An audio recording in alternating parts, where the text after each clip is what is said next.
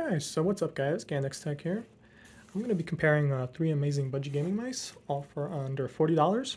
And nowadays in the holiday seasons, you guys can even find these for lower. So let's get into it. First off, my hands are 18.5 by 9, and I use a claw grip, so with that in mind, I am going to be giving a winner in this comparison, just for my own preference and style of play, but for you guys might like some of the shapes a little more. So just keep that in mind as I'm going through all the specs and the shape.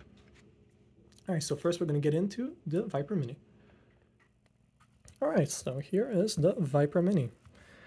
Now this is a great shape in my opinion, especially for claw grip, and I think it's better than the regular Viper in terms of shape.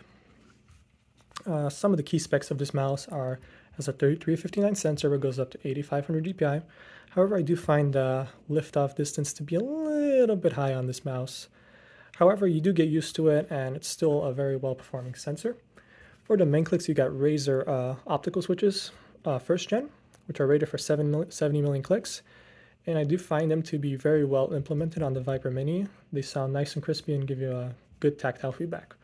And I'm just going to be doing a quick little sound test for you guys. So main clicks. Scroll wheel. In terms of build quality, this mouse is actually very solid in my experience. There's not really any rattles coming from anywhere, so it's fairly well built. This weighs 61 grams, so it's fairly lightweight, and you can really throw it on with your mouse pad, have a nice confident grip with it. The coating on it is okay. It's got a little bit of a texture to it. However, I am using a little bit of just some grip tape here on the side just for my fingers to better grip the mouse. However, it is an okay coating and you might not need this, so yeah. Now in terms of the feet themselves are pretty good. However, there is an issue that's pretty common with the Viper Mini, which is, as you guys can see, there's no foot here around the sensor. It's only on the top and bottom. And what I find is that this middle part of the mouse does scratch into the mouse pad, especially when you first get it. So you guys might need to wait for that to like wear in a little bit, because it does get better over time. So don't panic if that's an issue for you right away, because it will get better. However, I do wish it was updated, especially on the future Viper Mini that's going to be coming out, the wireless version. So hopefully they fix that. It is fixed on a similar mouse in terms of specs, the DefAdder V2 Mini, which does have a mouse foot around the sensor. However, the Viper Mini does not, and does have this little issue. Now the cable is paracord-like, and it's fairly flexible. It's totally passable in a bungee. Here's a little test of how much you guys can bend it. If you guys were to just grab it like this, flexibility, the mouse does move, especially if you like grab it like right here. So it's not the most flexible, however it is passable in a bungee. So yeah, this is the Viper Mini.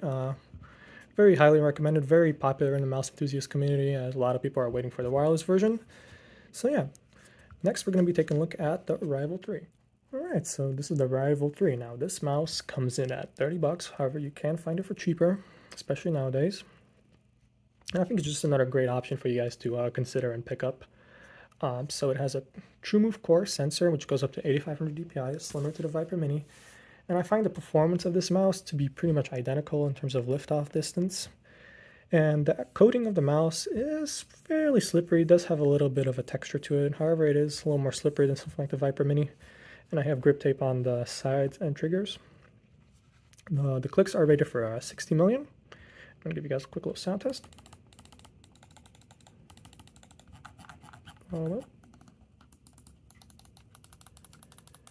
All the buttons feel great and tactile. However, the side buttons are a little on the thin side, so if you guys do use side buttons a lot, I would keep that in mind. The feet are quite nice. They slide pretty well out of the box, and once you use the mouse a little bit, they still slide really nice, as you guys can see here. However, the cable is rubber. However, it isn't the worst rubber cable I've ever seen. It's actually probably one of the better ones in terms of flexibility, as you guys can see here. I've seen some braided cables that are worse than this rubber cable, so it's totally passable. However, I would, again, recommend getting a bungee for this. So yeah, and overall the shape for our claw grip is, again, one of the best. However, it isn't my favorite. It is a little sharp here on the sides here as it curves in. And if you guys are using this mouse for a long time, it can get a little bit uncomfortable. However, for some of you, it might be one of the better shapes for claw grip, especially if you guys want something wider than the Viper Mini in the back here. It's going to be really good for that. So yeah, that is the Rival 3. All right, next we're going to get into the G203 light sync. All right, guys, now it's time for the G203 light sync. Again, this is going to be another great option. This retails for around 40 bucks. However, I do commonly find this for 20. So in my opinion, it's a really great value. All right, so let's get into it. So some of the key specs of this mouse are it has an 8000 dpi mercury sensor. And out of all three mice, I find this sensor to be significantly better. Let's just say that. It's not super high-end. However, I have no issues using this sensor at all. It performs just fine. It has a fairly low liftoff distance, surprisingly. So in competitive games, I have no issues when I'm relocating my mouse and doing quick movements. It doesn't spin out or anything. So I think Logitech really nailed the sensor here for the price. 4 clicks, you got armor on 10 Ms. And here's a quick sound test. Doesn't sound nice and crispy. Side buttons are pretty nice as well. However, they are a little bit small. But given the shape of this mouse, I feel like it works out well for it. And they're really easy to hit. Yeah, and out of all three mice, I will give this my favorite shape, in my opinion.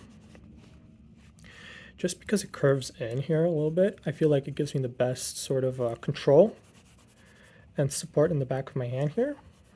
I just find this shape really good for aiming, basically, so it's really easy to recommend. The coating on it it's really similar to the Rival 3, I gotta say, and feels almost identical. Maybe slightly better, slightly more textured. However, I do still have some grip tape on the side here just to help me out, and given how well I control this shape, the grip tape does help a lot. The mouse feet are okay. They're a little bit scratchy. Nothing crazy. You guys could replace them if you want, and that'll be a lot better. The cable is, again, rubber, just like on the Rival 3. However, it does feel fairly flexible. So yeah, just because these cables are not braided like the Viper Mini does not mean that they are like way worse. And again, in a bungee, they're going to be just fine.